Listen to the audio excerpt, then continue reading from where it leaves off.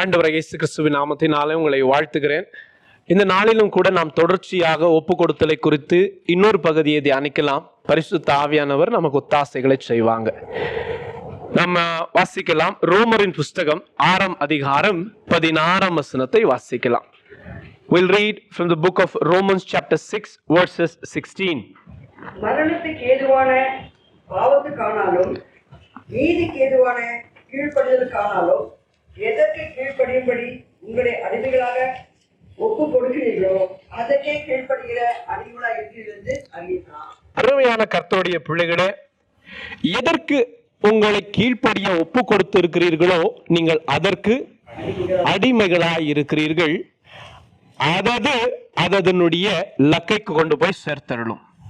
புரியுதா உங்களுக்கு? இன்னொரு முறை வாசிங்க. வாசித்து அந்த வசனம் உங்களுக்கு ஒரு அளவுக்கு புரிஞ்ச உடனே நான் தலைப்பை சொல்லி செய்திக்குள்ளாக நடத்துகிறேன். ஒண்ணு, ஒரு மனிதன் பாவத்துக்கு அடிமையா இருப்பான், இல்லை என்றால் நீதிக்கு அடிமையா இருக்க வேண்டும். எதற்கு கீழ்ப்படுகிறீர்களோ அதற்கு ஒரு மனிதன் அடிமையா இருப்பான். அடிமையா இருக்கிறது மாத்திரமல்ல, அப்படி அடிமையா இருக்கிற அந்த காரியம் அவர்களை லக்கத்துக்கு நேரா நடத்தும். மறுபடியும் சொல்லுகிறேன், கேளுங்கள். ஒரு மனுஷன் பாவத்துக்கு அடிமையா இருக்கலாம் அல்லது நீதிக்கு அடிமையா இருக்கலாம். எதற்கு கீழ்ப்படுகிறானோ அதற்கு அவன் அடிமை. அப்படி அடிமையா இருந்தா யார் எஜமான்? எது எஜமான்? ஒண்ணு நீதியா இருக்கணும், இல்லைன்னா பாவமா இருக்கணும். இந்த எஜமான்கள் எங்க நடத்துறாங்க இந்த அடிமைகளை? நீதிக்கு அடிமைகளா இருக்கிறவர்களை நித்திய வாழ்க்கைக்கு நடத்துவாங்க, நித்திய ஜீவனுக்கு நடத்துவாங்க. பாவத்துக்கு அடிமையா இருக்கிறவர்களை இந்த பாவம் என்கிற எஜமான் எங்க நடத்துவோம்? மரணத்துக்கு நடத்துவோம். யாருக்கு ஒப்பு கொடுக்கிறோமோ அவங்க அங்க நடத்துவாங்க. ஒப்பு கொடுத்தல் இலக்கையை தீர்மானிக்கும். இந்த நாளுடைய தலைப்பு submission determines destiny. Submission determines destiny. Submission controls destiny. Submission governs destiny. என்ன இருந்தாலும் சொல்லுங்க. ஒப்பு கொடுத்தல் தான் நம்முடைய இலக்கையை, முடிவை தீர்மானிக்கும். யாருங்க? ஒப்பு கொடுத்தல். இப்போ வேதாகமத்துல இந்த ரோமரின் புஸ்தகம் 6ஆம் அதிகாரம் 16ஆம் வசனத்தை எவ்வளவு தெளிவா நமக்கு காட்டி கொடுக்கறாங்க பாருங்க. ஒரு சிலர் நீதிக்கு ஒப்பு கொடுப்பாங்க. எதுக்கு ஒப்பு கொடுக்கறீங்களோ அதுக்கு நாம என்னவா இருக்கிறோம்? அவங்க அந்த இடத்துக்கு நடத்துவாங்க. அப்போ யார நடத்த முடியும்? ஒப்பு கொடுத்தவர்களை தான் நடத்த முடியும். ஒப்பு கொடுத்தவங்க தான் லக்கைக்கு நடத்தப்படுவாங்க. நாங்க யாருக்கும் ஒப்பு கொடுக்க மாட்டோம் பிரதர், அது கதை ஆகவே ஆகாது. யாருக்காவது ஒருத்தருக்கு நாம ஒப்பு கொடுத்து தான் ஆக வேண்டும். ஆண்டவராகிய இயேசுவும் கூட இதை குறித்து ஒரு சில காரியங்களை சொல்லி இருக்கிறாங்க. நான் உங்களுக்கு காட்டி கொடுக்கிறேன் பாருங்க. மத்தேயு புஸ்தகம் 6ஆம் அதிகாரம் 24ஆம் வசனத்தை வாசிக்கலாம். Book of Matthew chapter 6 verses 24. மத்தேயு புஸ்தகம் 6ஆம் அதிகாரம் 24ஆம் வசனம். நீங்கள் 2 எஜமானுக்கு ஊழியம் செய்ய ஒருவனாலும் கூடாது. ஒருவனை பகைத்து மற்றொருவனை சிநேகிப்பான், அல்லது ஒருவனை பற்றி கொண்டு மற்றவனை அசட்டை பண்ணுவான். தேவனுக்கும் உலக பொருளுக்கும் ஊழியம் செய்ய உங்களால் கூடாது. 2ல 1 தான் செய்ய முடியும். இது நான் அநேக முறை உங்களுக்கு செய்தியின் வேளைகளில சொல்லி இருக்கிறேன். நான் இதையும் செய்ய மாட்டேன் அதையும் செய்ய மாட்டேன் அப்படியெல்லாம் கிடையாது. நமக்கு கர்த்தருடைய பிள்ளைகளுக்கு 2 தான். 3வது ஒரு வழி கிடையவே கிடையாது. ஒண்ணு கீழ்ப்படியலாம், இல்லைன்னா துணிகரமா எதிர்த்து நிற்கலாம். நாங்க எதிர்த்து நிற்கல பிரதர், வெறும் கீழ்ப்படியல. கீழ்ப்படியாதது என்னதான்? எதிர்த்து நிற்கிறது தான். புரியுதா உங்களுக்கு? பாருங்களேன், ஆண்டவராகிய இயேசு சொல்றாங்க, என்னோட கூட சேர்க்காதவன் சேராமல் அமைதலாய் அமர்ந்து இருக்கல. அவன் என்ன பண்றானா? என்னங்க எங்க இந்த அறுவடை இருக்கு இல்லையா, அதோட ஒப்பிட்டு பேசுறாங்க. என்னோட கூட சேர்க்காதவன் என்ன பண்றானா, சும்மா உட்கார்ந்து இருக்கிறான்னு சொல்லல. என்னோட சேர்க்கலன்னா நீங்க என்ன பண்றீங்கன்னு அர்த்தத்தை சிதறடிக்கிறீங்கன்னு அர்த்தம். The one who does not gather with me, he is actually scattering. ஐயா, நான் சேர்க்கவும் இல்லை, சிதறடிக்கவும் இல்லை. இல்ல ஏதாவது ஒரு பக்கம் நின்னுதான் ஆகணும். இந்த உலகத்துல ரெண்டுக்கு யுத்தம் நடந்துகிட்டே தான் இருக்கு. நீங்க பாருங்க, கலாத்தியர் புஸ்தகம் 5:19 நாம வாசிக்க முடியும், 17 தொடங்கி வாசிக்க முடியும். என்ன எழுதி இருக்கு? மாமிசத்துக்கு விரோதமாய் ஆவியும், ஆவிக்கு விரோதமாய் மாமிசமும், இது ஒன்றுக்கு விரோதமாய் ஒன்று எப்பவும் யுத்தம் பண்ணிட்டு தான் இருக்கும்.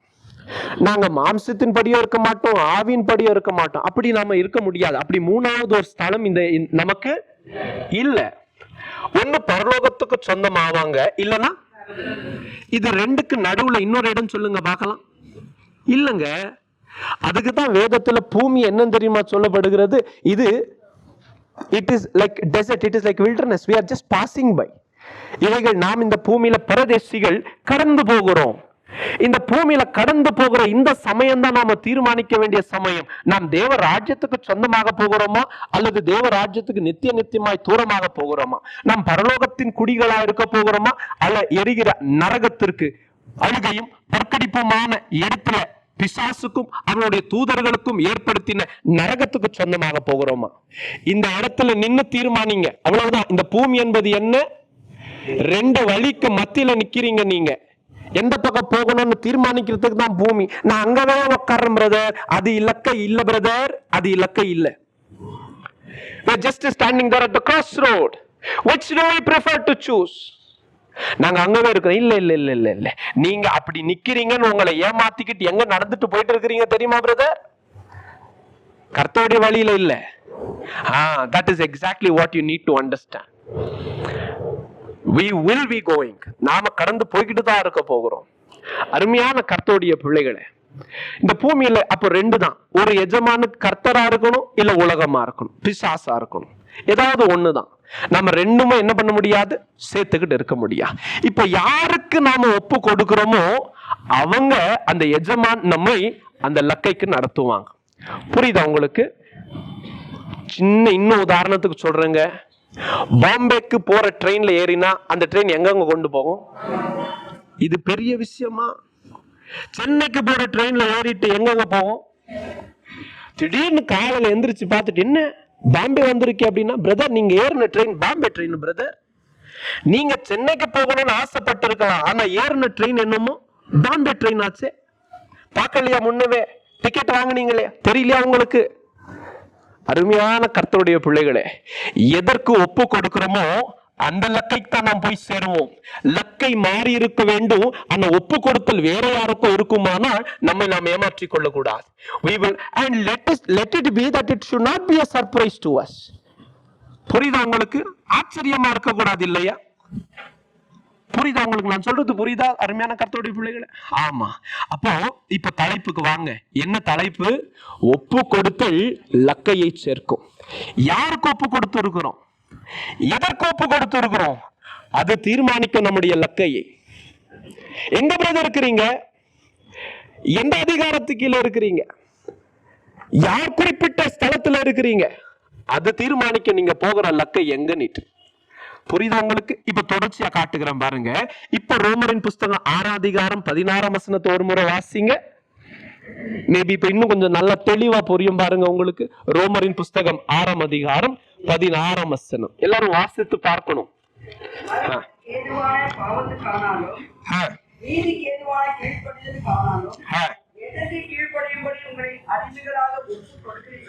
எதற்கு கீழ்ப்படியும்படி அடிமைகளாக ஒப்பு கொடுக்கிறீர்களோ அதற்கே கீழ்ப்படுகிற அடிமைகளாய் இருப்பீங்க. எதுக்கு ஒப்பு கொடுக்கிறீங்க, அதுக்கு அடிமையா இருப்பீங்க. அந்த ஒப்பு கொடுத்தல் உங்களை லக்கைக்கு சேர்க்கும், குறிப்பிட்ட லக்கைக்கு சேர்க்கும். பாவமானது ஒரு நாளும் நித்திய வாழ்க்கையின் லக்கைக்கு சேர்க்காது. வேதம் சொல்லுகிறது, மாமிசத்தில் பிறப்பதெல்லாம் மாமிசமாம் இருக்கும், அதனுடைய முடிவு மரணம். ஆவியில் பிறப்பதெல்லாம் ஆவியா இருக்கும், அதனுடைய முடிவு நித்திய ஜீவன். இப்போ யாருக்கு ஒப்பு கொடுக்க வேண்டும்?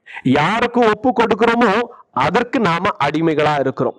யோவானின் புஸ்தகம் 8ஆம் அதிகாரத்தை திருப்பி வாசித்து பாருங்கள். ஆண்டவராகிய இயேசு மறுபடியும் அதே வார்த்தை சொல்லுகிறது, நாம் கேட்க முடியும். 34ஆம் வசனம், யோவான் 8:34. Book of John chapter 8 verses 34.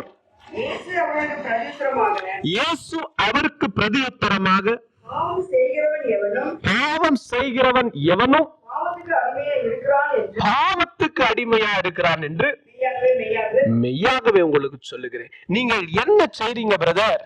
எது பிரதர் உங்களை செய்ய தூண்டி நீங்க செய்யறவங்களா இருக்கீங்க? எதுக்கு கீழ்படுறீங்க நீங்க? அதுதான் உங்களுக்கு எஜமான், நீங்க அதற்கு. புரியுதா உங்களுக்கு? நாம எதை செய்கிறோமோ அதற்கு நாம அடிமைகள், அவைகள் நமக்கு எஜமான். அந்த எஜமான் தீர்மானிப்பாங்க நாம எந்த லக்கைக்கு போய் சேர வேண்டும் என்று. ஒப்பு கொடுத்து லக்கையை தீர்மானிக்கும். Submission will govern our destiny. தேவனாகிய கர்த்தர் முதலாவது தெரிஞ்சுக்கங்க, நமக்காக ஒன்னு தெரியாததையோ அதை குறித்த நம்முடைய இலக்கை, நம்முடைய முடிவு, நமக்காக ஏற்படுத்தின ஸ்தலம், அதை குறித்து ஒன்னும் சொல்லாமல்லாம் கண்ணை மூடிக்கிட்டு வர சொல்லல. எல்லாம் சொன்னாங்க அப்பா. அந்த ஸ்தலம் எப்படிப்பட்டது, யார் வருவா, அங்க என்ன நடக்கும், எல்லா காரியங்களையும் இந்த வேதம் நமக்கு தெளிவாகத்தான் காட்டி கொடுக்கிறது. கர்த்தர் 2 கதவை மூடி வைத்து இந்த ஏதாவது ஒண்ணு தேர்ந்தெடுப்பேன், அதற்கு பின்பு அதுல என்ன இருக்குன்னு சொல்றேன்னு சொல்லல. கர்த்தர் நல்லவர் பாருங்களேன். 2ம் சொல்லிட்டு அதுல கடந்து போற பின்பு என்ன நடக்கும், அதோடைய முடிவுகள் என்னவென்பதையும் சொல்லிட்ட பின்புதான் கர்த்தர் என்ன சொல்றாங்க, இப்ப நீங்க தேர்ந்தெடுங்க. உபாகமத்தின் புஸ்தகம் 28ஆம் அதிகாரம் ஒரு நல்ல எடுத்துக்காட்டு. A wonderful example is book of Deuteronomy chapter 28. என்ன சொல்றாங்க அப்பா? என் வசனத்தின்படி எல்லாம் கை கொண்டு நான் சொல்லுகிறபடி நடந்தா பாருங்க, இந்த வழியில நீங்க நடக்கிற போது நீங்க ஆசீர்வாதமா இருப்பீங்க. எப்படி எல்லாம் இருப்பீங்க? வசனம் 1 தொடங்கி 14-15 வரைக்கும் வாசிங்க.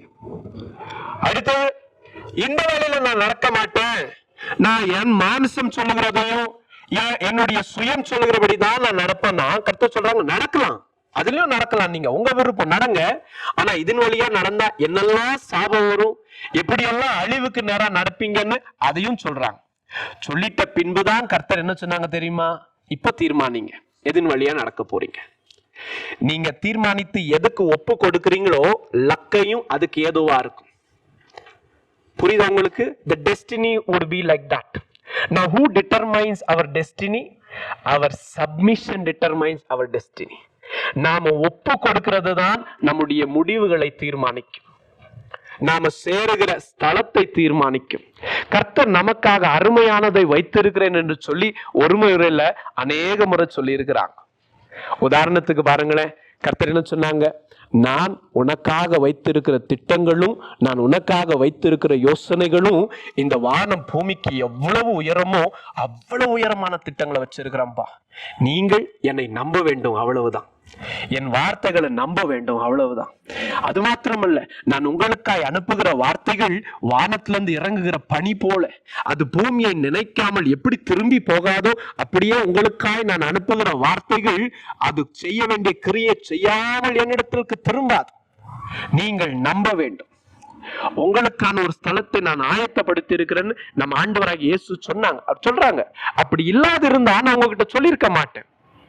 என் பிதாவின் வீட்டில் அநேக வாசஸ்தலங்கள் உண்டு, உங்களுக்காக ஒரு ஸ்தலத்தை ஆயத்தம் பண்றேன். ஆயத்தம் பண்ணின பின்பு நான் வந்து எங்க இருக்கிறேனோ அங்கேயே நீங்களும் இருக்கும்படி உங்களை கூட்டு போறேன்னு அப்பா நமக்கு வாக்கு பண்ணியிருக்கிறான்.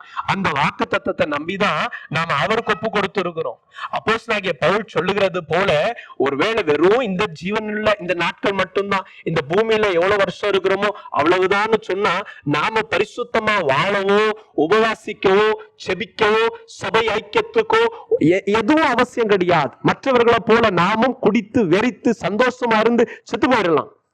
ஆனா பவுல் சொல்லுகிறாரு, நமக்கு தான் இந்த ஜீவனுக்கு பின்பு ஒரு மறுஜீவன் உண்டுன்னு தெரியுமே, உயிர்த்தெழுதல் ஒன்று உண்டல்லவா. அப்ப இந்த நாட்கள் மட்டும் இல்லைங்க, நமக்கு இதற்கு பின்னும் இருக்குன்னு தெரிஞ்சதுனாலதான் நாம மற்றவங்களை போல இல்லாம என்ன செய்ய நினைக்கிறோம், எல்லாத்தையும் விட்டு கொடுக்க நினைக்கிறோம், பொறுமையா இருக்க நினைக்கிறோம். கர்த்தர் கவனித்துக் கொள்வார், கர்த்தர் பார்த்துக் கொள்வார் என்று சொல்லி மௌனத்தை எடுத்துக்கொண்டு தொடர்ச்சியாய் ஒப்பு கொடுக்க நினைக்கிறோம். மற்றவங்க செய்கிற போது ஏன் நாம செய்யக்கூடாது நான் கேட்கிறேன். அவங்க அநியாயம் செய்யறாங்க. என்ன ஆயிடுச்சு? சொல்றவங்க பொதுவா ஜனங்க சொல்றது, அவங்க அநியாயம் செஞ்சாங்க, நல்லா தானே இருக்கிறாங்க, நாங்க மட்டும் ஏன் கஷ்டப்படணும்? நன்மையை செஞ்சு செஞ்சு ஏன் கஷ்டப்படணும்? அவங்க பாதையில நடக்கிறாங்க, இன்னும் முடிவு வரலங்க. நீங்க நாங்களும் உபத்திரவ பாதையில தான் நடக்கிறோம், இன்னும் முடிவு வரல, வெயிட் பண்ணுங்க. ரெண்டுக்கும் அதுக்கு உண்டான முடிவு உண்டல்லவா? அவங்க எதுக்கு ஒப்பு கொடுத்தாங்களோ அதுக்கு தகுந்த முடிவு வரும். நாம எதுக்கு ஒப்பு கொடுத்தோமோ அதுக்கு உண்டான முடிவு வரும். எல்லா முடிவுக்கும் எல்லாவற்றுக்கும் முடிவு உண்டு, காத்திருங்க. எதுக்கு ஒப்பு கொடுத்திருக்கிறோம் நாம இன்னைக்கு? அந்த ஒப்பு கொடுத்து நம்முடைய முடிவுகளை தீர்மானிக்கும் என்று உங்களுக்கு பிரசங்கித்துக் கொண்டு இருக்கிறேன். God has prepared a destiny for us, and to reach that destiny we have to learn what is submission. யாத்திராகமத்தின் புஸ்தகம் 23ஆம் அதிகாரம் வசனம் 20 தொடங்கி வாசித்து பாருங்கள். Book of Exodus chapter 23 verses 20 onwards. இஸ்ரவேல் ஜனங்களை பார்த்து கர்த்தர் என்ன சொல்றாருன்னு வாசித்து பாருங்க. யாத்திராகமத்தின் புஸ்தகம் Exodus chapter 23 verses 20 onwards. யாத்திராகமம் 23ஆம் அதிகாரம் வசனம் 20 தொடங்கி வாசிங்கம்மா. வழியில உங்களை காக்கிறதுக்கும் எதுங்க? கர்த்தர் நமக்காக ஆயத்தம் பண்ணின ஸ்தானத்திற்கு நம்மை கொண்டு போய் சேர்ப்பதற்கு இதோ ஒரு தூதனை உனக்கு முன்னே அனுப்புகிறேன். அவர் சமூகத்தில் எச்சரிக்கையா இருப்பா. அவர் வார்த்தைக்கு செவி கொடு. அவரை கோபப்படுத்தாதீங்க. உங்கள் துரோகங்களை அவர் பொறுப்பதில்லை. என் நாமம் அவர் உள்ளத்தில் இருக்கிறது. அருமையான கர்த்தருடைய பிள்ளைகளே, இப்ப சொல்லணும், யாருக்கு ஒப்பு கொடுக்கிறோம் நாம? பிரதர், கர்த்தர் எனக்காய் குறித்த லக்கைக்கு நேராய் நான் கடந்து போக வேண்டும், அவர் எனக்காய் ஆயத்தம் பண்ணின ஸ்தலத்துல அந்த ஸ்தானத்திற்கு நான் போய் அடைய வேண்டும் என்று சொன்னால் யாருக்கு ஒப்பு கொடுத்திருக்கிறீங்க? எல்லாருக்கும் ஆசை. என்ன ஆசைங்க? கர்த்தர் நமக்காக நியமித்தத யாருக்கு இஷ்டம் இல்லை? சொல்லுங்க பார்க்கலாம். யாருக்கு விருப்பம் இல்லை? Everybody would want it, but we don't want it to submit. We wanted the destiny without submission. There is no divine destiny without submission. நாம கர்த்தருக்கு ஒப்பு கொடுக்காமல் கர்த்தருக்கு ஏதுவான கர்த்தருக்கு பிரியமான ஸ்தலங்கள் இல்லவே இல்லை.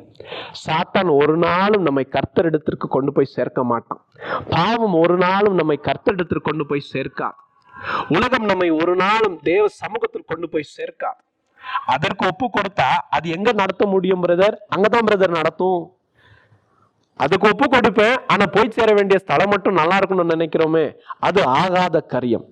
மறந்துடணும். We should just forget about destinies. இல்லையா? அருமையான கர்த்தருடைய பிள்ளைகளே, நான் வேதாகமத்தில் உங்களுக்கு ஒரு காரியத்தை காட்டி கொடுக்க ஆசைப்படுகிறேன். பாருங்களேன், நான் சொன்னேன் இல்லையா, 2 வழி, அந்த இடத்துல நிக்கிறோம். அப்படின்றது எது இன்னைக்கு நமக்கு? இந்த உலகம் தான். இந்த ஜீவனுள்ள நாட்கள் நான் எங்க போக போறோம்? தொடர்ந்து நடந்துதான் ஆகணும், நிக்கலாம் முடியாது. ஏதாவது ஒரு வழியில நாம போயிட்டு தான் ஆகணும். You have to move, you can't stay. That is the law. அதுதான் நியமம்.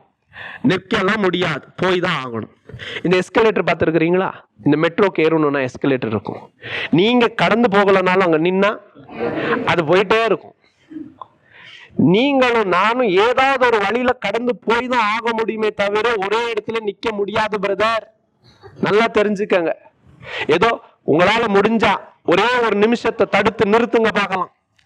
அப்ப சொல்லுங்க, நாங்க அங்கவே இருக்கிறோம், இன்னும் தீர்மானிக்கலன்னு சொல்லி நான் ஏத்துக்கிறேன்.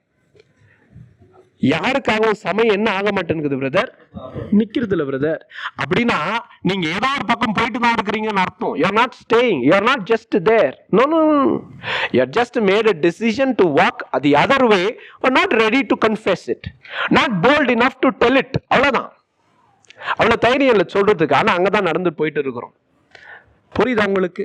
பாருங்க, அறிமுகமான ஒரு புஸ்தகம் தான். அதிகமான செய்திகளையும் நாம் இதில் தியானித்து இருக்கிறோம். கர்த்தருடைய நாமம் மகிமைப்படுவதாக. இந்த ரூத் புஸ்தகம் உங்களுக்கு எல்லாருக்கும் நல்லா தெரியும் இல்லையா? இந்த ரூத் புஸ்தகத்துல நாமி தன்னுடைய 2 மருமகள்கள், புருஷர்களை இழந்து போன 2 மருமகள்க வந்து நிக்கிறாங்க கூட. இப்ப 2 பேரும் என்ன பண்ணணுமா இருந்துச்சு? ஏதாவது ஒண்ணு தீர்மானிக்கணும். யாருக்கு ஒப்பு கொடுக்கிறது? நம்ம மாமியா இருக்கிற, தாயாக விளங்குகிற நவோமிக்கு ஒப்பு கொடுத்து அவங்க தேவனுக்கு ஒப்பு கொடுத்து போகணுமா, அல்லது நாம மறுபடியும் தகப்பன் வீட்டுக்கும் நம்முடைய தெய்வங்களுக்கே ஒப்பு கொடுத்து போகணுமா? யாருக்கு ஒப்பு கொடுக்கறீங்க? யாருக்கு ஒப்பு கொடுத்தா என்ன பிரதர்? யாருக்கு ஒப்பு கொடுக்கறீங்களோ அதற்கு தகுந்த இலக்கைகளும் தகுந்த ஸ்தலங்களும் தகுந்த ஸ்தானங்களும் தான் கிடைக்கும். ரூத் என்ன சொன்னாங்க? வாசிக்கலாம், அது அருமையான வசனங்களை 1-2 வசனத்தை வாசிக்கலாம்.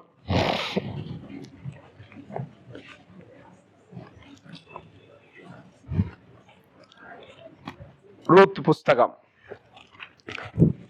வசனம் 1ஆம் அதிகாரம் வசனம் 14 தொடங்கி வாசிக்கலாம். அப்பொழுது அவர்கள் அதிகமாய் அழுதார்கள். ஊர்வல் தன் மாமியை முத்தமிட்டு கொண்டார். ரூத்தோ அவளை விடாமல் பற்றிக் கொண்டார். அப்பொழுது அவர், இதோ உன் சகோதரி தன் ஜனத்திற்கும் தன் தேவத்திற்கும் திரும்பி போய்விட்டாளே, நீ உன் சகோதரி பிறகே திரும்பி போ என்றார். அதற்கு ரூத், நான் உன்னை பின்பற்றாமல் உம்மை விட்டு திரும்பி போவதை குறித்து என்னோடு பேச வேண்டாம். நீ போகும் இடத்துக்கு நானும் வருவேன், நீ தங்கும் இடத்திலே நானும் தங்குவேன். உம்முடைய ஜனம் என்னுடைய ஜனம், உம்முடைய தேவன் என்னுடைய தேவன். அருமையான கர்த்தருடைய பிள்ளைகளை கவனித்து கேளுங்க. இப்ப 2 பேரும் தீர்மானிச்சாங்க. ஓர்பாலும் தீர்மானிச்சாங்க, ரூத்தும் தீர்மானிச்சாங்க. யார் யாருக்கு ஒப்பு கொடுக்க வேண்டும் என்று சொல்லி ஒரு சந்தர்ப்பம் கிடைத்த போது 2 பேரும் தீர்மானிச்சாங்க. என்ன பண்ண முடியல தெரியுமா? அங்கவே இருக்கிறேன்னு சொல்லல. You cannot stay there. That is not a place.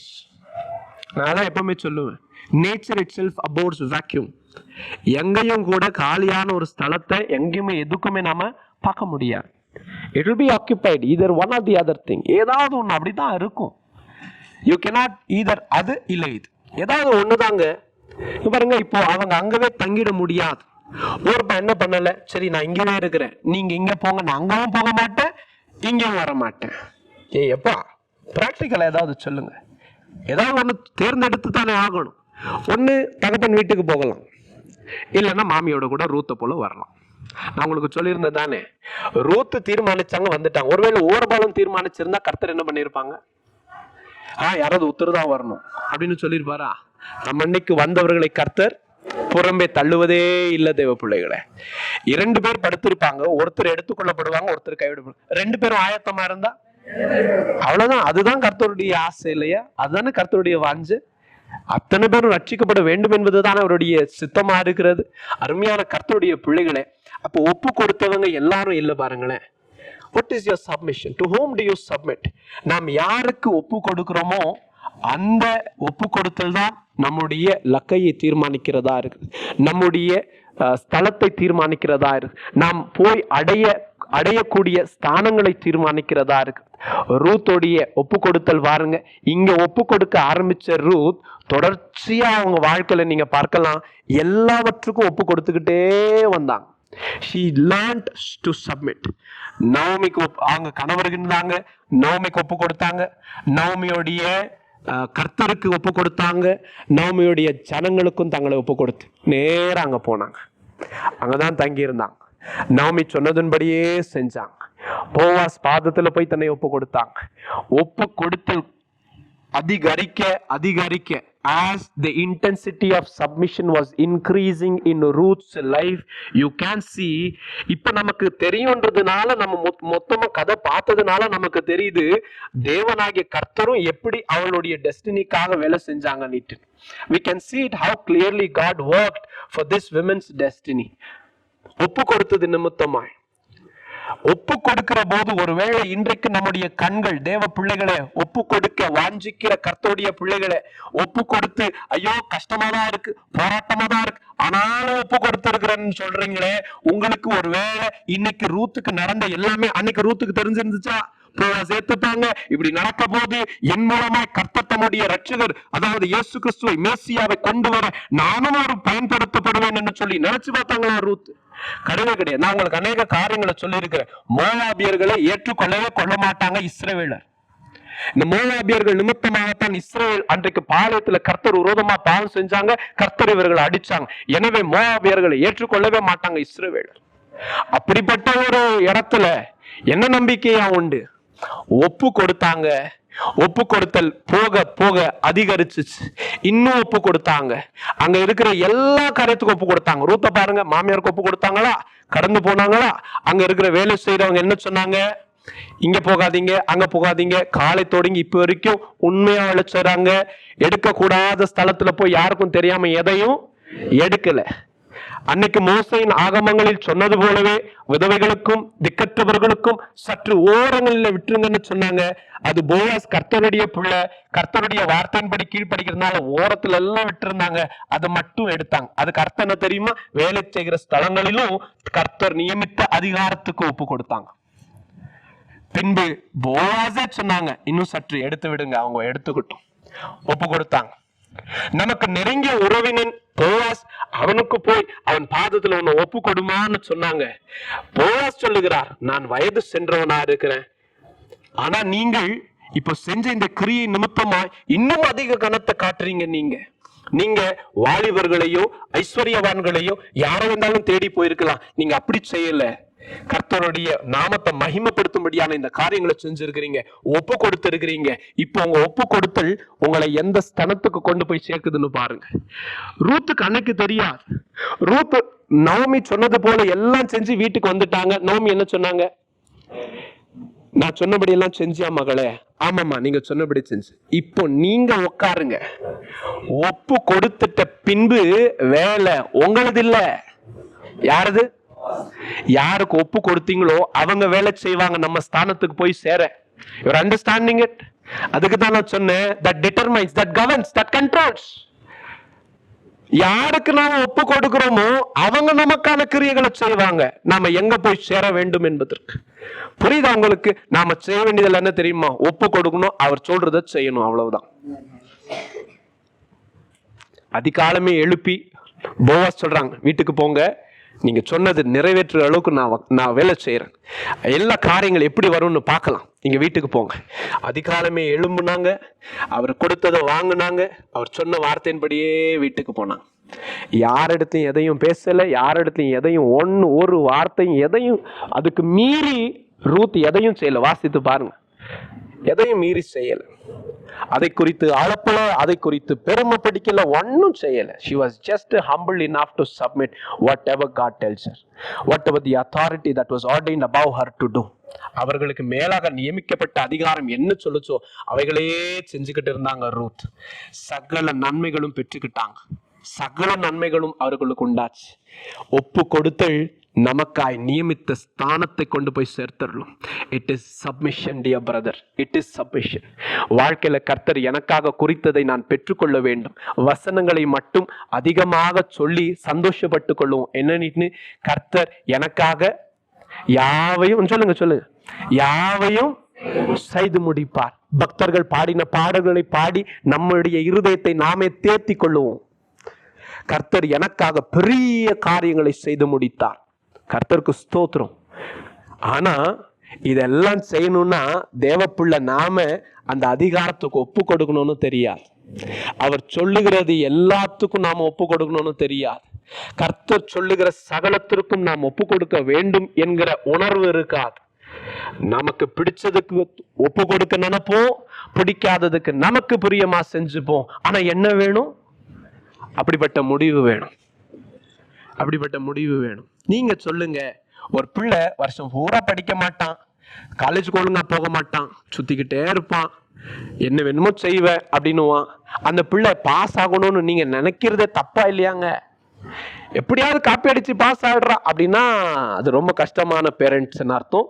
அப்ப பிள்ளைக்கு ஃபர்ஸ்ட் பாடம் எடுக்க கூடாது, பெற்றவங்களுக்கு ஃபர்ஸ்ட் பாடம் எடுக்கணும்னு அர்த்தம் இல்லையா? இல்ல ஏண்டா வருஷம் பூரா இப்படி இருந்துட்டு எப்படா பாஸ் ஆக முடியும்? உன்னால ஆக முடியாது. கரெக்ட். அதே போலதான் நானும் சொல்றேன், கர்த்தருக்கு ஒப்பு கொடுக்காம அதனுடைய லக்கையை மட்டும் நாம எப்படி எதிர்பார்க்கலாம்? வேணும், கண்டிப்பா வேணும். அப்ப விடுங்க பிரதர், வேண்டாம் எனக்கு லக்க, அந்த ஸ்தனமும் வேண்டாம், கர்த்தர் நியமித்ததும் வேண்டாம், எதுவும் வேண்டாம். சரி வேண்டாம், எங்க போறீங்க? என்ன பண்ணுவீங்க? என்னமா பண்றோம் பிரதர்? தேவ பிள்ளையே, அதற்காகத்தான் கர்த்தர் பரிதபிக்கிறார். ஐயோ, என் ஜனங்கள் எதனால மாண்டு போறாங்க தெரியுமா? அறியாமையினால. கர்த்தரை அறிந்து கொள்ளுகிற விதமும் தெரியாது, கர்த்தரை அறிந்து கொள்ளவும் கிடையாது, அவருடைய வழிகளையும் அறிந்துக்க மாட்டாங்க. எதுவும் வேண்டாம், அநித்தியமான பாவ சந்தோஷமும் அந்த நேரத்துக்கு என்ன என் மாமிசத்தை சந்தோஷப்படுத்தும் அதை சொல்லுங்க, அதை மட்டும் நான் செஞ்சுக்கிட்டு போவேன். அதோடைய ஸ்தானம் எங்கெங்க போய் சேரும்? வேதம் சொல்லுகிறது பாவத்தின் சம்பளம் என்ன? நீதியுடைய சம்பளம் என்னங்க? அப்போ நித்திய ஜீவன். பாவத்துக்கு மரித்து நீதிக்குத்தானே நாம் பிழைக்கிறோம். அருமையான கர்த்தருடைய பிள்ளைகளை, நாம் இவைகளை சுதந்திரிக்க வேண்டுமானால் நாம் யாருக்கு ஒப்பு கொடுத்து இருக்கிறோம்? நம்முடைய ஒப்பு கொடுத்தல் யாருக்கு இருக்கு? எதுக்கு? எப்படி பிரதர் கண்டுபிடிக்கிறது நாம யாருக்கு ஒப்பு கொடுத்தோம்னு? சொல்றது இல்ல, சொல்ல வேண்டாம். நாங்க கர்த்தருக்கு ஒப்பு கொடுத்தவங்க. ஒண்ணு கர்த்தருக்கு ஒப்பு கொடுக்க முடியும், இல்லைன்னா பிசாசுக்கு ஒப்பு கொடுக்க முடியும். ரெண்டு எஜமான் தான், ஒன்னு கர்த்தர், இன்னொன்னு உலகம். ரெண்டுக்கு மேல யாரும் கிடையாது. சரியா? ஃபர்ஸ்ட் அதை தெரிஞ்சுக்கங்க. இப்ப நாம கர்த்தருக்கு ஒப்பு கொடுத்தவங்களா இல்ல பிசாசோடைய தந்திரத்துக்கும் அவனுடைய சூழ்ச்சிக்கும் அவனுடைய ஆசை பேச்சுகளுக்கும் ஒப்பு கொடுத்தவங்களான்னு சொல்லி எப்படி தெரியும் நமக்கு? நீங்களே சொல்லுங்களேன், யாருக்கு ஒப்பு கொடுத்தவங்க நீங்க? என்ன நீங்க கேளுங்க. பிரதர், நீங்க யாருக்கு ஒப்பு கொடுத்தீங்க? கர்த்தருக்கு ஒப்பு கொடுத்திருக்கிறேன். நீங்க யாருக்கு ஒப்பு கொடுத்திருக்கிறீங்க? எப்படி சொல்றீங்க? இப்ப நீங்க சொன்னதை வச்சு நான் நம்பணுமா? பின்ன என்னங்க? உங்க வாழ்க்கை சொல்லி கொடுக்கும் நீங்க கர்த்தருக்கு ஒப்பு கொடுத்தவங்களா. உங்களுடைய பழக்கம் இருக்கு பார்த்தீங்களா, அது சொல்லும் யாருக்கு ஒப்பு கொடுத்தீங்க. ஏன்னா வேதம் சொல்லுகிறது, யாருக்கு கீழ்ப்படுகிறீர்களோ அவர்களுக்கு தான் நீங்கள் அடிமையா இருக்கீங்க. எதுக்கு வேண்டாம் வேண்டாம் நினைக்கிற பிரதர், ஆனா செஞ்சிடும் பிரதர். கரெக்ட், அடிமைகளா இருக்கிறோம், அதுக்கு தான் அடிமையா இருக்கிறோம். இப்ப இந்த அடிமைத்தனத்துல இருந்து எப்படி பிரதர் நாங்க விடுவிக்கப்படுகிறது? கர்த்தர் மாத்திரமே ஒரே வழி. கர்த்தர் மாத்திரமே நம்மை விடுவிக்கிறவர். அவருடைய அபிஷேகம் அந்த நுகத்தை முறிக்கும். கர்த்தருடைய அபிஷேகம் மாத்திரமே சங்கிலிகளை முறிக்கும். கர்த்தருடைய அபிஷேகம் மாத்திரமே கட்டுகளை அறுக்கும். கர்த்தர் மாத்திரமே நம்ம விடுவிக்க முடியும். ஆனா ஒப்பு கொடுக்க வேணும். இங்க எகிப்துல இருந்து தப்பிச்சு போய் அமலேயன் கையில மாட்டிக்க கூடாது. எகிப்து கையில இருந்து தப்பிச்சு போய் பிலிஸ்தியன் கையில மாட்டிக்கிறதுக்காக கர்த்தர் நம்ம விடுவிக்கிறது இல்லை. புரியுதா உங்களுக்கு? God sets us free so that we can receive the promised land, not to be enslaved by another. இப்படி நடக்குமா பிரதர்? நியாயாதிபதிகள் என்கிற ஒரு புஸ்தகம் உண்டு, வாசித்து பாருங்கள். வெறும் 22 அதிகாரம் கொண்ட புஸ்தகம் தான், வாசித்து பாருங்க. மீண்டும் மீண்டும் இஸ்ரவேல் ஒரு சத்ரு கையில மாட்டிக்கும், பிலிஸ்தியர் கையில மாட்டுவாங்க. கர்த்தரை நோக்கி அதை பண்ணி விடுவாங்க. கர்த்தர் விடுவிக்கிறவனை அனுப்பி விடுவிப்பாங்க. மறுபடியும் என்ன ஆகும்? மறுபடியும் பாவம் செய்வாங்க. இந்த முறை அமெரிக்கர் வருவாங்க, மறுபடியும் அழுவாங்க, கர்த்தர் விடுவிப்பாங்க. அடுத்தது என்ன? மறுபடியும் இன்னொரு கிட்ட மாட்டுவாங்க. இப்படியே தொடர்ந்து புஸ்தகம் முழுவதும் வாசித்து பாருங்க. மீண்டும் மீண்டும் மீண்டும் மீண்டும் விடுவிக்கப்படுகிறது. நாம் மறுபடியும் அடிமைத்தனத்துக்குள் போய் சேர அல்ல, கர்த்தர் நமக்காய் குறித்த ஸ்தலத்துக்கு போய் சேர. ஆமாம் பிரதர், கர்த்தர் எனக்காய் குறித்த ஸ்தலத்துக்கு போகத்தான் கர்த்தர் என்ன விடுவிச்சாருன்னு சொல்றவங்க மட்டும் ஒரு அல்லேலூயா சொல்லுங்க பார்க்கலாம். கர்த்தர் நம்மை விடுவித்ததே அவர் நமக்காய் வாக்கு பண்ணின ஸ்தலத்துக்கு போய் சேர. It may be not a promised land, but it is the land of promises that we will go to. நாம் போகிற ஸ்தலத்துக்கு பேர் வாக்குத்தத்தம் பண்ணப்பட்ட தேசம் கானானா இல்லாமல் இருக்கலாம். ஆனா நாம் போய் சேருகிற ஸ்தலம் வாக்குத்தத்தங்கள் எல்லாம் நிறைவேறக்கூடிய ஸ்தலங்களா இருக்கும். கர்த்தர் சொன்ன எல்லாமே நமக்கு நிறைவேறும். தேவ பிள்ளையே, அவர் நமக்காய் குறித்த ஸ்தலத்துக்கு போக நாம் ஒப்பு கொடுக்க வேண்டும். யாருக்கு ஒப்பு கொடுத்திருக்கிறீர்கள்? எந்த எஜமானுக்கு ஒப்பு கொடுத்திருக்கிறீர்கள்? அவங்க தீர்மானிப்பாங்க நாம எங்க போய் சேரணும்னு சொல்லி. ஆனா அதே இடத்துல நான் நிக்கிறேன்றத மட்டும் மறந்துருங்க. Please forget that I will not board this train or that train. No brother, you have to. There's no other choice. ஏதாவது ஒண்ணு நீங்க கடந்து தான் போய் ஆகணும். நாங்க போக மாட்டோம், கொஞ்சம் நாட்கள் வேணும், கொஞ்சம் காலங்கள் வேணும். உங்களுக்கு தெரியாமவே நீங்க என்ன பண்ணிட்டு இருக்கிறீங்க, அது போயிட்டு தான் இருக்கு. நாட்கள் போல.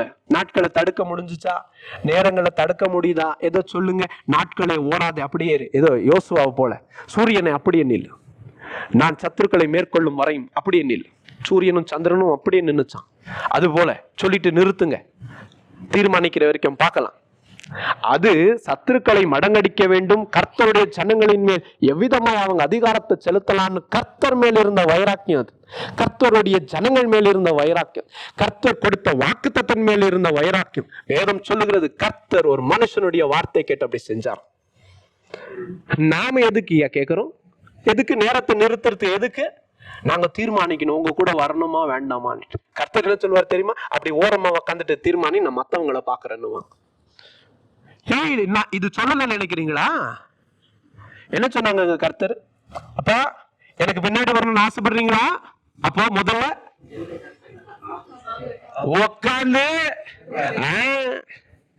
எதுக்கு சொன்னாங்கன்னு நினைக்கிறீங்க? இயேசு ஒருத்தர் வீடு கட்டுறோம்னா உட்கார்ந்து முதல்ல கணக்கு பார்க்க கடவன், போதுமானது இருந்தா வீட்டை கட்டுவான். அப்படித்தான்பா என்னை பின்பற்றி வர வேண்டுமானால் அதுக்கு செலவு உண்டு.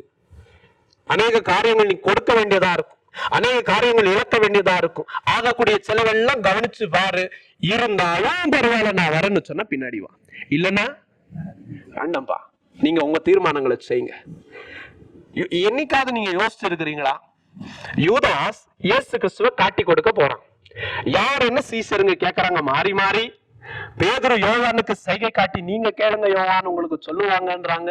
யோவானும் கேட்டாங்க. இயேசு சொல்றாங்க இந்த துணிக்கு என்ன யாரு கொடுக்கணும்னு அவன் தான்ப்பா. யூதாஸ் கையில கொடுத்தாரு. யூதாஸ் வாங்கி சாப்பிட்டு இயேசு என்ன சொன்னாங்க? நீ செய்ய தீர்மானித்தத போய் சீக்கிரமாச்சு. என்ன சொல்லல தெரியுமா? யூதாஸ் எதுக்கு ஒரு முறை உட்காந்து யோசிங்களேன்.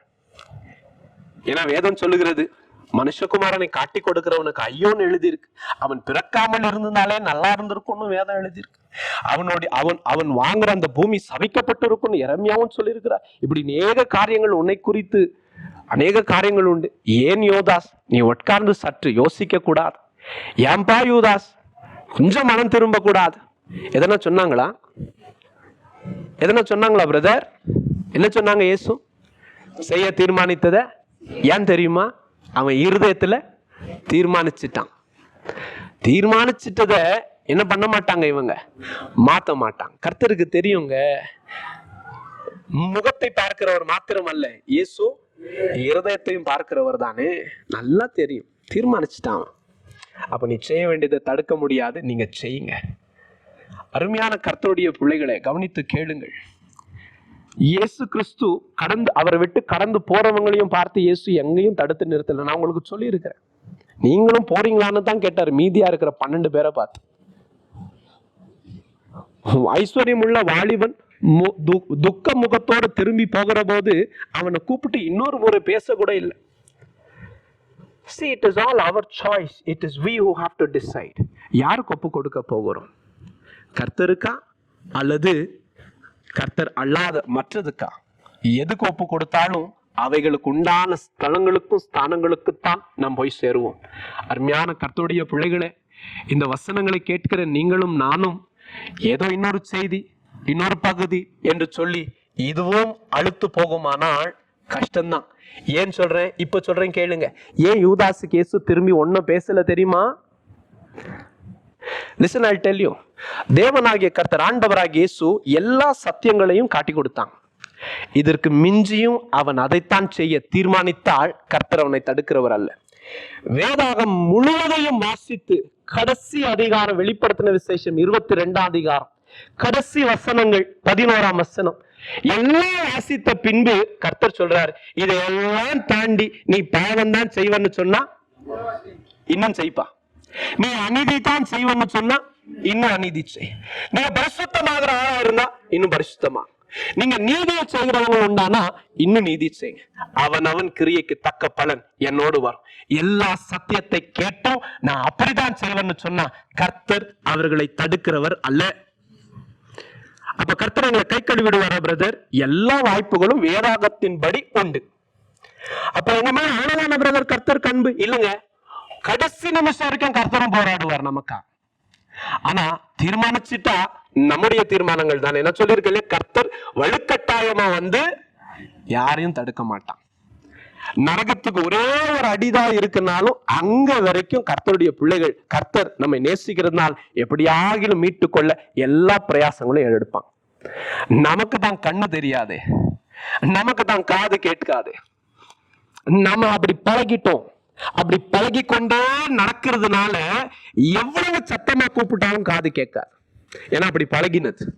இருதயம் கடினம் அவ்வளவு இருக்கிறதுனால எத்தனை அடையாளங்களை கர்த்தர் கொண்டு வந்து நம் கண்களுக்கு முன்பாக குறைத்தாலும் அதை கண்கள் காணாது. ஏன்னா குருட்டுத்தனமால இருக்கு. எவ்வளவு சத்தியங்களை கர்த்தர் அனுப்பினாலும் அவைகளால் ஒரு உணர்வு வராது. ஏன்னா உங்க இருதயத்தை அப்படி ட்ரெயின் பண்ணது நீங்க தான். What are you thinking? Each time நான் சொல்லியிருக்கேன், ஒவ்வொரு முறையும் சபைக்கு வந்து அதே நிலையில யாரும் போக முடியாது. தெரியுமா உங்களுக்கு? சொல்லியிருக்கிறேன். தம்பி பரத் ஒரு முறை கேட்டபோது, தம்பி சந்தோஷ் கேட்டபோது கரெக்டா சொன்னாங்க. ஒவ்வொரு முறையும் சபைக்குள்ள வந்த ஒரு ஆத்துமா நிச்சயமா அதே நிலையில போக முடியாது.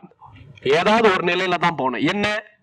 ஒண்ணு வசனத்தை கேட்டு ஒப்பு கொடுத்து போகணும், இல்லைன்னா வசனத்தை கேட்டு நான் இன்னமும் இப்படித்தான் இருப்பேன்னு போகணும். அப்போ ஒண்ணு ஒப்பு கொடுக்குறீங்க, இல்லைன்னா துணிகரம் பண்றீங்க. புரியுதா உங்களுக்கு? either you submit or what is the opposite of submission, brother? Thank you. either you submit or rebel. ஏதாவது ஒண்ணுதான் நடக்கும். எதுக்கு ஒப்பு கொடுக்குறீங்களோ அதாலவே நடத்தப்படுவீங்க. அதனுடைய இலக்கைகள் அதாகத்தான் இருக்கும். விழித்துக் கொள்ளுங்கள். இந்த சத்தியங்கள் எல்லாம் கேட்ட பின்பும் நான் இவ்விதமாகத்தான் நடந்து கொள்வேன் என்று சொன்னா கர்த்தரும் அதை அனுமதித்துருவாங்க. அனுமதிச்சுட்டா ரொம்ப ஆபத்துங்க நமக்கு. நம்மை தடுத்து நிறுத்துற வரைக்கும் தான் கர்த்தர் நமக்கும் நல்லது. அது நாம கர்த்தரோடு வைத்திருக்கிற உறவுக்கு நல்லது. வேதம் சொல்லுகிறது, கர்த்தர் யாரை நேசிக்கிறார்களோ அவர்களையே சிட்சிக்கிறாராம். கர்த்தர் நம்மை சிட்சிக்கிற வரைக்கும் நாம எல்லைக்குள்ளதான் தங்கி இருக்கிறோம்ன்ற அர்த்தம்.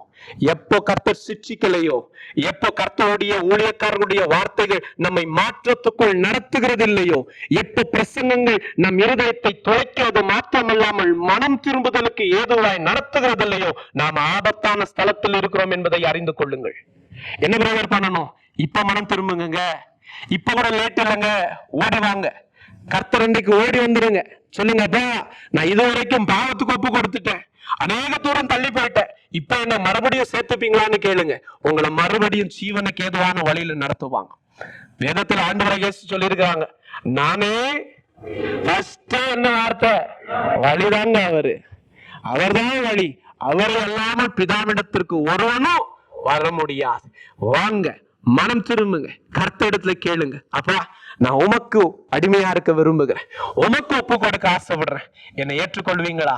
என்னை நடத்திடுவீங்களா? என் லக்கையும் என்ன வந்து சேரக்கூடிய ஸ்தலமும் நீர் ஆயத்தப்படுத்தினதா இருக்க வேண்டும். அப்பா, எனக்கா நீர் ஆயத்தம் பண்ணினதா இருக்கணும். சாத்தானுக்கும் சாத்தானுடைய தூதனுக்கும் ஆயத்தம் பண்ணின நரகம் அல்ல, எனக்கா நீர் ஆயத்தம் பண்ணி நம்முடைய பாதப்படி. அவர் என்ன ஆயத்தம் பண்ணி இருக்கிறாரு? நமக்கான வாசஸ்தலம். என்ன ஆயத்தம் பண்ணி இருக்கிறாரு? அவர் பிதாவின் வலது பார்சத்தில் வீட்டிருக்கிறது போல ஜெயம் கொள்ளுகிற உங்களை என்னையும் அவரோடு உட்கார வச்சுப்பார். எந்த ஸ்தலம் இருக்கு நமக்கு, அதுக்கு அவருக்கு ஒப்பு கொடுக்க மனதில்லை. எந்த ஸ்தலத்தை, அந்த ஸ்தலம் வேணும், ஆனா என்ன பண்ண மாட்டோம். பாருங்களேன், ஜெபதியுடைய தாய் இயேசு கிறிஸ்து வந்து ஒரு வார்த்தை சொன்னாங்க. தாயோடைய விண்ணப்பங்களை எப்பவுமே இயேசு என்ன பண்ணல, தள்ள மரம் இல்லையா? இந்த தாயார் வந்து கேட்கிறாங்க, கூடதான் இருந்தாங்க, ஆனாலும் அம்மா வந்து கேட்கிறாங்க. என்ன கேட்கிறாங்க? இயேசுவே, என்னுடைய குமாரர்கள் யோவானும் யாக்கோபும் உம்முடைய சிங்காசனத்தின் ஒருத்த வலது பக்கமோ இடது பக்கமோ இருக்கணும் ஐயா, நீங்க ராஜாவா இருக்கிற போது. அதுக்கு இயேசு என்ன சொன்னாங்க? அது நான் தீர்மானிக்கிறது அல்ல, பிதா தீர்மானிக்கிறது. நான் குடிக்கிற இதே தானத்தை அவங்க செய்ய முடியுமா? நான் ஒப்பு கொடுக்கிறது போல அவங்க ஒப்பு கொடுக்க முடியுமா? அப்படியே ஒப்பு கொடுத்தாலும் அதை பிதா தீர்மானிப்பாங்க. அப்படின்னா அந்த அளவுக்கு நாமும் ஒப்பு கொடுக்கணும். ஒப்பு கொடுத்தாதான் அந்த ஸ்தலங்கள் நமக்கு உண்டாகும். புரியுதா உங்களுக்கு? ஆனா நமக்கு என்ன வேணும்? ஸ்தலங்கள் வேணும். அப்படி இயேசு சொல்றாங்க, நான் குடிக்கிற பானம் நீங்க குடிக்க முடியுமா? அவங்க என்ன சொன்னாங்க? முடியும் ஆண்டவரே, செய்யும் ஆண்டவர், செய்வீங்க. ஆனாலும் இது யார் தீர்மானிக்கிறது? அருமையான கர்த்தருடைய பிள்ளைகளை, what do you learn from here? Why did I use this? இந்த ஒரு கொட்டேஷன் ஏன் இப்ப யூஸ் பண்ண தெரியுமா உங்களுக்கு? ஸ்தானம் வேணும்னா அவர் செய்தது போல நாமும் செய்யணும். அவர் பானம் பண்ணது போல நாமும் பானம் பண்ணணும். அவர் எடுத்தது போல நாமும் அந்த ஞானஸ்தானத்தை எடுத்துக்கொள்ள வேண்டும். அவரோடு கூட பாடுபடுவோமானால் அவரோடு கூட ஆளுகையும் செய்வோம். அவரோடு கூட மறிப்போமானால் அவரோடு கூட எழுந்திருக்கவும் செய்வோம். தேவ பிள்ளைகளை, நாம் யாருக்கு ஒப்பு கொடுக்கிறோம்? எதற்கு ஒப்பு கொடுத்து இருக்கிறோம்? அவைகள் தீர்மானிக்கும் நம்முடைய இலக்கங்களை. கர்த்தர் தாமே உங்கள் இருதயத்துல பேசுவாராக. ஆவியானவர் தாமே உங்களை தம்முடைய வழிக்கு இன்றைக்கும் இந்த ராத்திரியும் கூட ஆவியானவர் உங்களோட பேசுவாங்க. நீங்க ஒப்பு கொடுத்தா தெரியுமா? இன்னைக்கு கண்ணீரோட ஒப்பு கொடுத்து பாருங்க, கர்த்தர் உங்க வாழ்க்கையை மாத்திருவாங்க. இது வரைக்கும் காணாத தயவுகளையும் நீங்கள் சுதந்திரிக்காத கிருபைகளும் உங்கள் மேல் கர்த்தர் ஊற்றுவார். பிசாசு வெட்கப்படுவான்.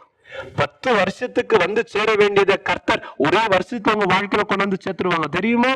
God can accelerate things just like that for your sake. God can bring it everything in speed way. கர்த்தர் சகலத்தையும் கொண்டு வந்து கொடுத்துருவாங்க. 10 வருஷமா இவன் பெற்றுக்கொள்ள வேண்டியதை ஒரே வருஷத்துல கொடுத்துருவாங்க. பிசாசு வெட்கப்படுவான். ஏன் தெரியுமா? 10 வருஷம் ஒப்பு கொடுக்க தெரியல, இப்போ ஒப்பு கொடுக்க தெரிஞ்சிருச்சு என் பிள்ளைக்கு. அப்ப 10 வருஷமா அனுப்பினது எல்லாமே திரும்பி போகாது இல்லையா? எங்கதான் வரணும்? சொல்ல மாட்டீங்களா? என் மேலதான் வரணும்னு சொல்லணும். நீங்க எனக்காக அனுப்பினத என் மேலதான் வரணும். அத காத்திருக்கு. நான் என்ன செய்யணும்? வாங்க வாங்க பிரதர், என் வாழ்க்கையில ஒண்ணுமே நடக்கல பிரதர், இத்தனை வருஷம் கழிஞ்சு போச்சு, இத்தனை வருஷம் சேர்த்ததும் ஒரே வருஷத்துல வந்து சேரும். இடத்தை ஆயத்தப்படுத்திக்க, உன் மனசுல சந்தோஷத்துக்கு இடத்தை ஆயத்தப்படுத்திக்க, உன் ஓட்டல பொருட்களுக்கு இடத்தை ஆயத்தப்படுத்திக்கங்க, உங்க இருதயத்துல இடத்தை ஆயத்தப்படுத்திக்கங்க. இடம் பத்தாத போகிற அளவுக்கு அமுங்கி குலுங்கி சருங்கி விழுமளவும் என் தேவன் உங்களை நிரப்புவார். God will bring in that measure. தேவனாகிய கர்த்தர் அந்த அளவுல கொண்டு வருவாங்க. வேதம் சொல்லுகிறது, உங்கள் முளைகளை உறுதிப்படுத்துங்கள், உங்களுடைய கயிறுகளை நீளமாக்குங்கள், உங்களுடைய கூடாரங்களை விஸ்தாரப்படுத்துங்கள். ஏன் ஆண்டவரே? இடம் கொள்ளாமல் போகிற அளவு வந்து சேரத்தானே போகிறது. எப்போங்க? எப்போ? இத்தனை வருஷம் கத்துக்காத ஒப்பு கொடுத்தல் இப்ப வந்துருச்சு. அப்ப இத்தனை வருஷம் வரத்தடப்பட்டதெல்லாம் சொல்ல மாட்டீங்களா? எவ்வளவு ஒரு அருமையான காரியம். You will just get it everything, and you believe me or not, it is not me, and it is Holy Spirit who is talking to you. நான் மறுபடியும் தைரியமாய் சொல்லுகிறேன், அது நான் அல்ல, ஆவியானவர் நம்மோடு கூட இடைப்பட்டு கொண்டு இருக்கிறார். Get ready people, you will receive it, we will get it. Let's just focus on submission.